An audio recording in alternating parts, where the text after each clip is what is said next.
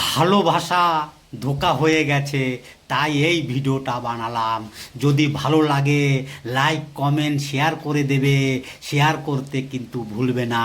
চলুন শুরু করা যাক।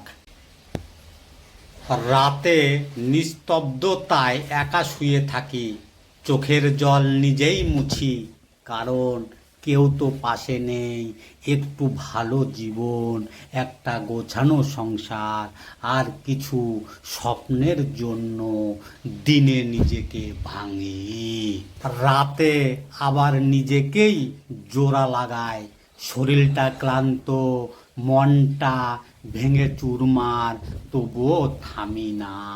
কারণ থেমে গেলে দায়িত্ব থেমে যাবে। কি অদ্ভুত, তাই না?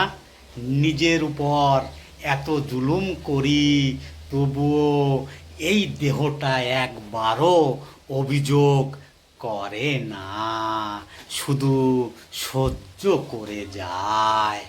আমি চাইলে তোমার জীবন থেকে অনেক আগেই সরে যেতে পারতাম, কিন্তু তোমাকে ভুলে যাওয়ার মতো পাথর হৃদয় আমার হয়নি। তাই তোমাকে আমার মন থেকে কখনো সরাইনি। শুধু নিজের কষ্টের ভিতর জায়গা করে নিয়েছি, প্রতিটা শূন্যতার মাঝে রেখে দিয়েছি তোমার অস্তিত্ব। তুমি সুখে আছো কি না জানি না, কিন্তু আমি আজও তোমার জন্য প্রতিদিন অল্প অল্প করে ভেঙে পড়ছি। অল্প অল্প করে মরে যাচ্ছি। ভাগ্য তোমাকে আমার কাছ থেকে দূরে নিয়ে গেছে ঠিকই, কিন্তু তোমাকে আমার ভিতর থেকে মুছে ফেলতে পারেনি। তুমি আমার গল্পের শেষ নয়, তুমি সেই অধ্যায় যা অসম্পূর্ণ থেকেও শেষ হয় না। তুমি আমার বুকের ভিতর অপূর্ণতা, তুমি সেই স্বপ্ন ভেঙে যাওয়ার পরও যাকে ভুলে থাকা যায় না।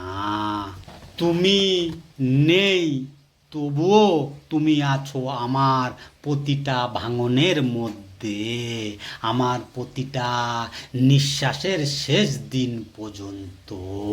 তোমার আমার এক অন্য রকম বিচ্ছেদ হলো, সেই বিচ্ছেদে কোনো রকম ঝগড়া নেই, রাগ অভিমান নেই। যেই বিচ্ছেদে কারণ দ্বিতীয় কোনো নারী নয়, কোনো কারণ ছাড়াই আমাদের বিচ্ছেদ হলো। তুমি অবহেলা করা শুরু করলে, আমি সেই অবহেলা সহ্য করেই তার কারণ জানার চেষ্টা করলাম, কিন্তু খুঁজে পেলাম না।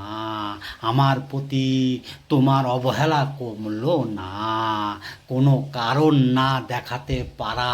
কিন্তু তোমার চাওয়া ছিল আমাদের ছোট গল্পের এক করুণ বিচ্ছেদ। অবশেষে তোমার চাওয়াটাই পূর্ণতা পেল।